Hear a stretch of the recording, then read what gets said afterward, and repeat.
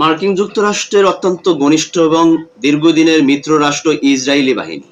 সেই ইসরায়েলি গোয়েন্দা সংস্থার নজরদারিতে এবার মার্কিনী কর্মকর্তারা এবং মার্কিন গোয়েন্দা সংস্থার অনেক কর্মকর্তারা, যার কারণে এই বিষয়টিকে নিয়ে পেন্টাগন অর্থাৎ মার্কিন প্রতিরক্ষা দপ্তর পেন্টাগন বেশ ক্ষিপ্ত। দেখুন, সম্প্রতি যুক্তরাষ্ট্রের একটি নিউজে এই বিষয়ে একটা প্রতিবেদন ছাপানো হয়েছে। সেই প্রতিবেদনে মার্কিন গোয়েন্দা সংস্থার উপর এবং মার্কিনীদের বিভিন্ন কর্মকর্তাদের উপরে যে গোয়েন্দা নজরদারি, ইসরায়েলি বাহিনীর গোয়েন্দা নজরদারি শুরু হয়েছে সেটা তারা বুঝতে পেরেছে। একটা মিত্র রাষ্ট্র হয়ে যখন একটা মিত্র রাষ্ট্রের গোয়েন্দা সংস্থার উপরে অথবা সরকারি কর্মকর্তাদের উপর নজরদারি বাড়ানো হয়, তখন সেই দেশের তাদের যে গোপন বিভিন্ন সিক্রেট বিষয়গুলো থাকে এগুলো প্রকাশ হতে থাকে। ইদানিংকালে যুক্তরাষ্ট্রের যে সমস্ত বিষয়গুলো তারা সিদ্ধান্ত নিচ্ছে বৈশ্বিক ভূ রাজনৈতিক ব্যাপারে, সেগুলো কোনো না কোনো ভাবে ইসরায়েলি বাহিনীর কাছে সেগুলো খুব সহজে পৌঁছে যায়, যার কারণে এটা নিয়ে বেশ তারা চিন্তিত। মার্কিন গোয়েন্দা সংস্থা থেকে শুরু করে মার্কিন প্রশাসন থেকে শুরু করে সকল সেক্টরে, কারণ যুক্তরাষ্ট্রের জন্য এটা চরম একটা বিপদের বিষয় হয়ে দাঁড়িয়েছে। দেখুন, সম্প্রতি আমরা যুক্তরাষ্ট্রের যে বিষয়গুলো নিয়ে ইরান যুদ্ধকে কেন্দ্র করে যে বিষয়গুলো আমরা লক্ষ্য করতে পারছি, সেখানে ইসরায়েল কোনোভাবেই যুক্তরাষ্ট্রের সাথে ইরানের সাথে যে একটা শান্তি চুক্তি হোক সেটা কোনোভাবেই চাচ্ছে না। যুক্তরাষ্ট্র ইরানের বিষয়ে কোনো সিদ্ধান্ত নিতে চাইলে বা সিদ্ধান্ত নিতে গেলে সে বিষয়টি খুব সহজেই ইসরায়েলি গোয়েন্দা সংস্থার কাছে পৌঁছা যায় যে তারা কি সিদ্ধান্ত নিল। কারণ ইসরায়েলি গোয়েন্দা সংস্থা এতটাই ভয়ঙ্কর হয়েছে যে যুক্তরাষ্ট্রের গোয়েন্দা সংস্থার উপর থেকে শুরু করে যুক্তরাষ্ট্রের যে সকল সেক্টরে ঊর্ধ্বতন কর্মকর্তা আছে তাদের সকলের উপর নজরদারি বাড়িয়ে দিয়েছে। এবং এই নজরদারির কারণে যুক্তরাষ্ট্রের যে কোনো সিদ্ধান্ত নেয় সেই সিদ্ধান্তগুলো তার আগেই ইসরায়েলি বাহিনী তারা বুঝতে পারে বা জেনে নেয়, যার কারণে যুক্তরাষ্ট্রের সিক্রেট কোনো বিষয় কোনো সিক্রেট থাকে না। এটা নিয়ে বেশ চিন্তিত পেন্টাগন।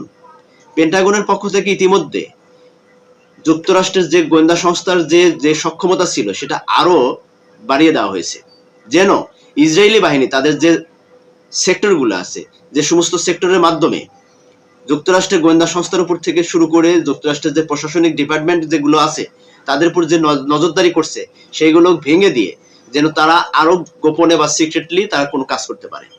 দেখেন, এই বিষয়টি নিয়ে যুক্তরাষ্ট্রের একটি প্রতিবেদন ছাপানো হয়েছে। যুক্তরাষ্ট্রের সবচাইতে যে কঠিন একটা ডিফেন্স আছে, ডিফেন্স ইন্টেলিজেন্স এজেন্সি ডিআইএ, এটার ব্যাপারেও ইসরায়েলি বাহিনী তারা কিন্তু তৎপর।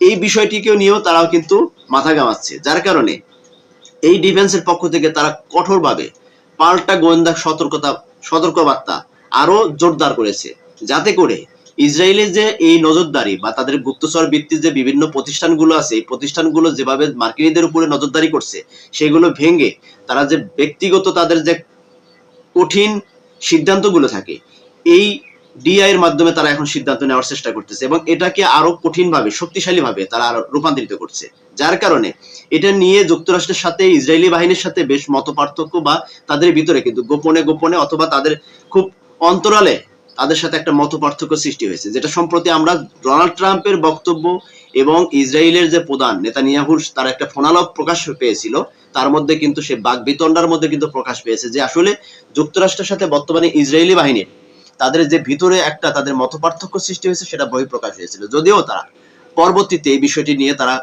ক্লিয়ার করেছে যে পারস্পরিক দুই বন্ধু থাকতে গেলে সেখানে কিছু মনোমালিন্য হয়, কথা কাটাকাটি হয়, স্বাভাবিক এটা, কিন্তু এটা কোনো ব্যাপার না। আমরা একে অপরের সম্পৃক্ত, আমরা একে অপরের সাথে সবকিছু বুঝে শুনে আমরা সিদ্ধান্ত নিয়ে থাকি। কিন্তু এটা আসলে একটা বোগাস।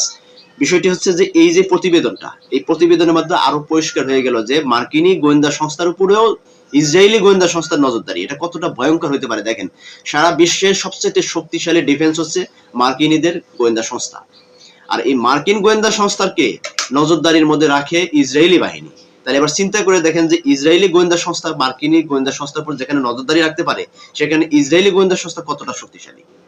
এটা নিয়ে সারা বিশ্বের যে সমস্ত পরাশক্তি রাষ্ট্রগুলো আছে তারা বেশ চিন্তিত যে প্রত্যেকটা দেশে যেভাবে ইসরায়েলি গোয়েন্দা সংস্থা তারা তাদের নজরদারি রেখেছে বা যেভাবে তারা নিজেদের একদম পুরো একটা সেক্টরের মধ্যে নিয়ে ফেলেছে, এখান থেকে আসলে বের হওয়া খুব কঠিন। দেখেন, সম্প্রতি আমাদের যে এই যে আধুনিক যে প্রযুক্তিগুলো, এই আধুনিক প্রযুক্তির মাধ্যমে ইসরায়েল বাহিনী সারা ওয়ার্ল্ডের প্রত্যেকটা মানুষের বায়োডাটা তাদের কাছে আছে। কারণ কোনো মানুষ কোনো সিদ্ধান্ত নিলে বা কোনো বিষয়ে যদি তারা কোনো পদক্ষেপ নিতে চায় সেটা কিন্তু ইসরায়েলি গোয়েন্দা সংস্থা অনেক সহজে তারা ধরে নিতে পারে। কারণ এতটা প্রযুক্তি সম্পন্ন শক্তিশালী গোয়েন্দা সংস্থা ইসরায়েলি বাহিনী তৈরি করেছে, যেটা বিশ্বের ভিতরে অদ্বিতীয়।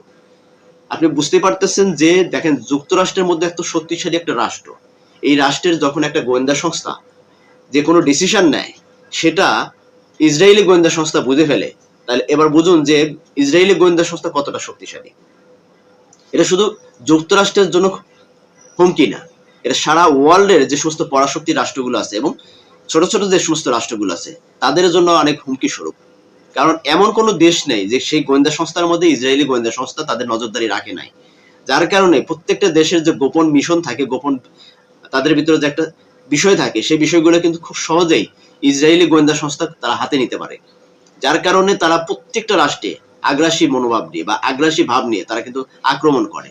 কারণ ডিফেন্সটা এত শক্তিশালী, গোয়েন্দা সংস্থার ডিফেন্সটা এত শক্তিশালী, যে কোনো পার্শ্ববর্তী বা মধ্যবর্তী রাষ্ট্রের যে সমস্ত গোয়েন্দা সংস্থা আছে তাদের যে গোপন তথ্যগুলো তারা খুব সহজে কিন্তু তারা হাতে নিচ্ছে। যার কারণে মধ্যপ্রাচ্যের দেশগুলো তারা কোনোভাবেই ইসরায়েলকে ফাঁকি দিয়ে কোনো সিদ্ধান্ত তারা নিতে পারে না।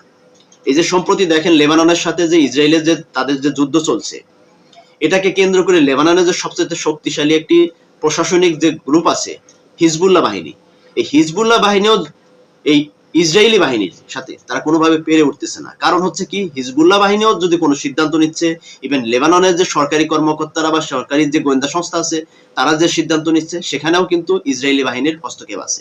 যার কারণে তারা যে কোনো সিদ্ধান্ত নিতে গেলে, যে কোনো যদি পদক্ষেপ নিতে যায়, সেক্ষেত্রে তারা আগে বুঝে ওঠে। ইরানের বিষয়টা কিন্তু এরকম হয়েছে। ইরানের বিষয় নিয়ে যুক্তরাষ্ট্রের সাথে কিন্তু ইসরায়েলের সাথে বেশ মতপার্থক্য তৈরি হয়েছে। কারণ যুক্তরাষ্ট্র চাচ্ছে ইরানের সাথে তাদের একটা শান্তি চুক্তি হোক। বিশেষ করে তাদের সাথে যে এই যে ইউরেনিয়াম নিয়ে বিষয়টি নিয়ে যে মতপার্থক্য সৃষ্টি হয়েছে যুক্তরাষ্ট্র এবং ইরানের সাথে, এই বিষয়টি কিন্তু যুক্তরাষ্ট্রের পক্ষ থেকে কিছুটা সমঝোতার পথে তারা হাঁটতে চাইছিল। কিন্তু বিষয়টি ইসরায়েলি গোয়েন্দা সংস্থা তারা কোনোভাবে এটা মেনে নিতেছে না। কারণ মিত্র রাষ্ট্র বা ঘনিষ্ঠ বন্ধু রাষ্ট্র যখন যুক্তরাষ্ট্রকে বারবার চাপ প্রয়োগ করছে যে না, কোনোভাবেই ইরানের পারমাণবিক অস্ত্রধারী রাষ্ট্রে পরিণত হতে দেওয়া যাবে না, এই বিষয়টি যখন বারবার যুক্তরাষ্ট্রকে প্রেসার দিচ্ছিল, ঠিক তখন যুক্তরাষ্ট্রের পক্ষ থেকে আসলে এই বিষয়টি নিয়ে তারা হার্ড লাইনে গেছে। কিন্তু তাদের যে কথাবার্তা বা তাদের যে ভিতরে যে যুক্তরাষ্ট্রের প্রেসিডেন্টের যে সমস্ত কর্মকাণ্ড, ইতিমধ্যে আমরা লক্ষ্য করতে পারছি যে আগামী দিনে হয়তো বা যুক্তরাষ্ট্র ইরানের সাথে তারা একটা সমঝোতা চাচ্ছে, কিন্তু এই বিষয়টিকে খুব কঠিনভাবে বা শক্ত হাতে ইসরায়েলি বাহিনী তারা কিন্তু হস্তক্ষেপ করছে।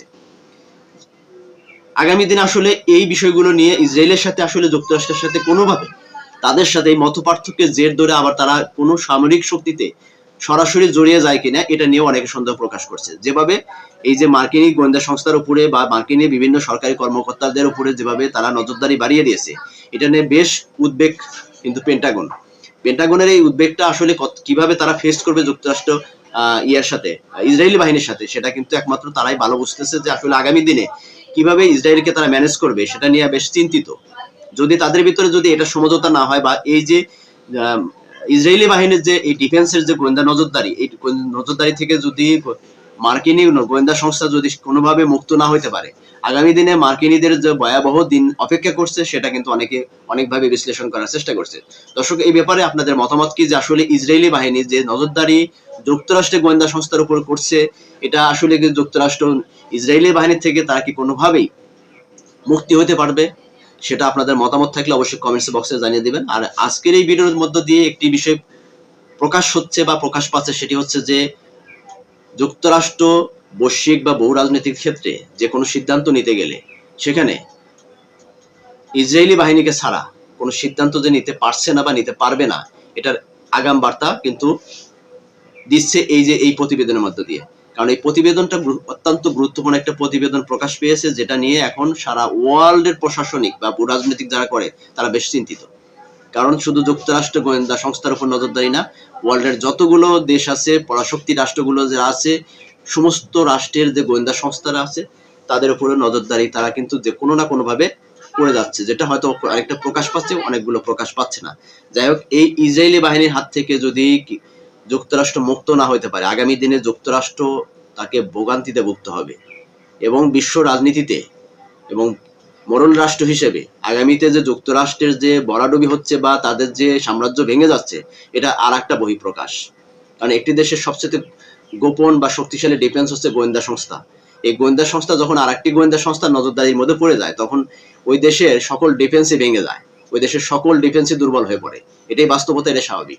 তো দর্শক, এই ব্যাপারে যদি আপনাদের কোনো মতামত থাকে অবশ্যই কমেন্টস করে যাবেন। আর যদি চ্যানেলের মাধ্যমে আপনাদেরকে কোনো ইনফরমেশন দিতে পারি তাহলে অবশ্যই ভিডিওতে একটা লাইক দিয়ে যাবেন। আর যদি চ্যানেলে নতুন হয়ে থাকেন তাহলে অবশ্যই চ্যানেলটাকে সাবস্ক্রাইব করে পাশে থাকা বেল আইকন চেপে রাখবেন পরবর্তী নোটিফিকেশন পাওয়ার জন্য। ধন্যবাদ সকলকে, ভালো থাকবেন, যার যার জায়গা থেকে নিজেদের প্রতি খেয়াল রাখবেন, সুস্থ থাকবেন। আল্লাহ হাফিজ। আসসালামু আলাইকুম ওয়া রাহমাতুল্লাহি ওয়া বারাকাতুহু।